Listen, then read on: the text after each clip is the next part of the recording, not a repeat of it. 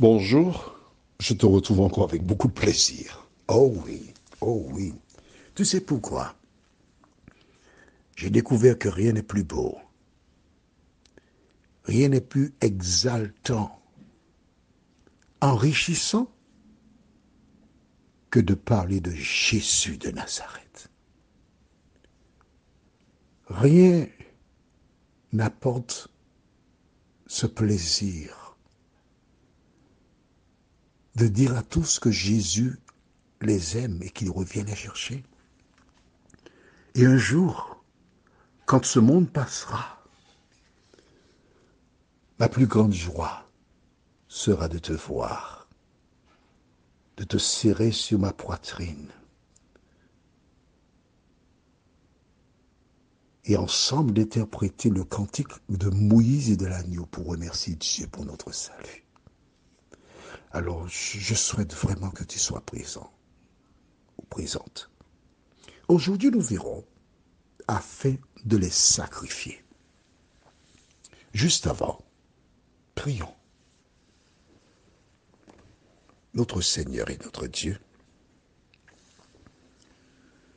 merci pour l'occasion que tu nous donnes encore de revenir à ta table afin de recevoir l'instruction divine. Merci pour le Saint-Esprit. Merci pour ton amour. Merci pour le salut. Merci pour la grâce. Merci pour la certitude qu'un jour, nos yeux verront Jésus. Et que ce n'est pas en vain que nous lisons la parole.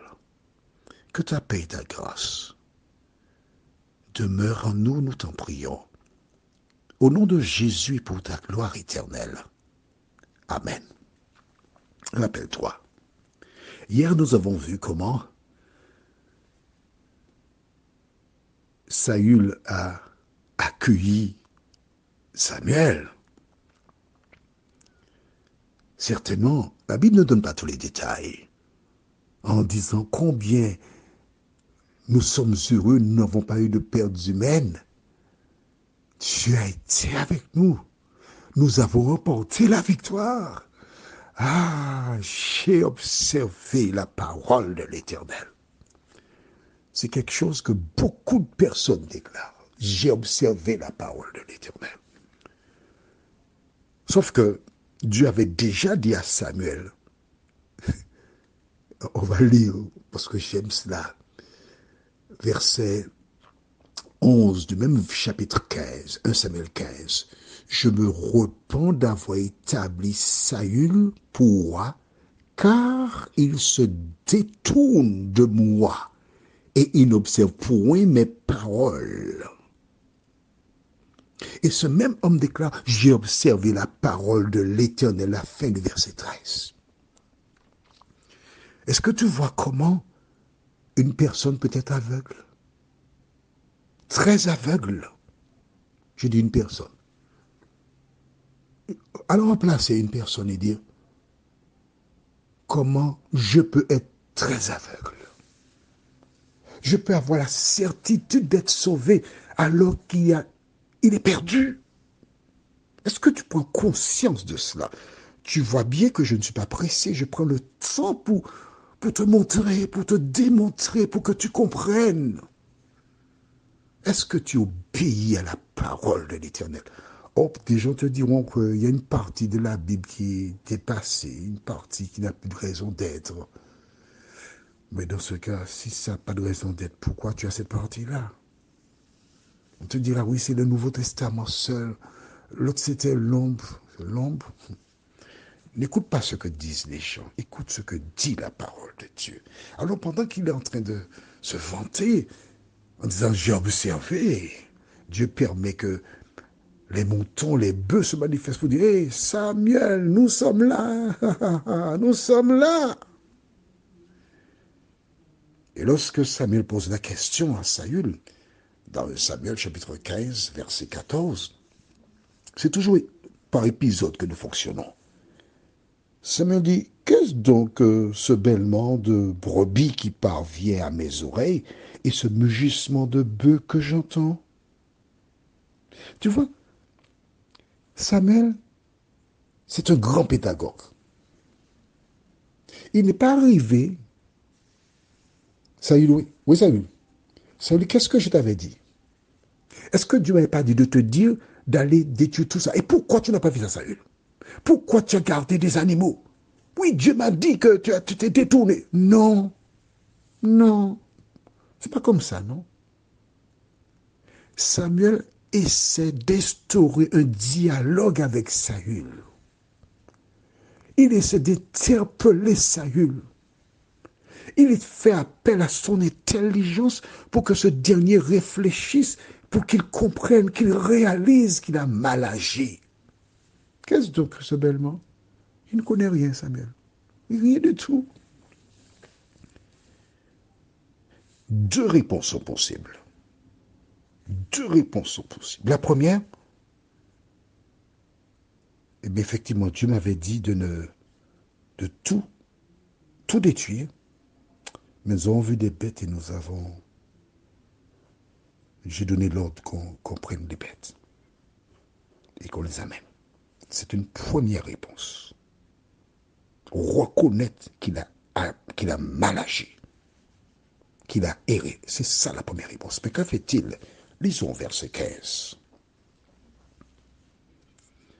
Saül répondit, ils les ont amenés de chez les Amalécites, parce que le peuple a épargné les meilleures brebis et les meilleurs bœufs afin de les sacrifier à l'Éternel, ton Dieu.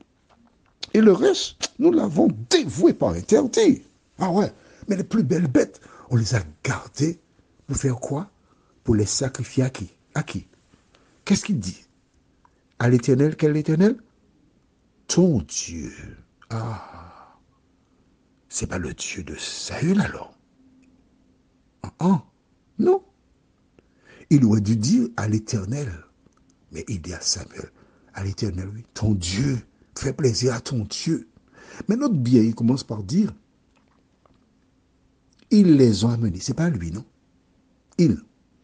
Ensuite, il dit dans le même verset, le peuple a épargné les meilleurs. Lui, il n'a rien à voir là-dedans. Il a tout déposé sur le compte du peuple. C'est pas lui.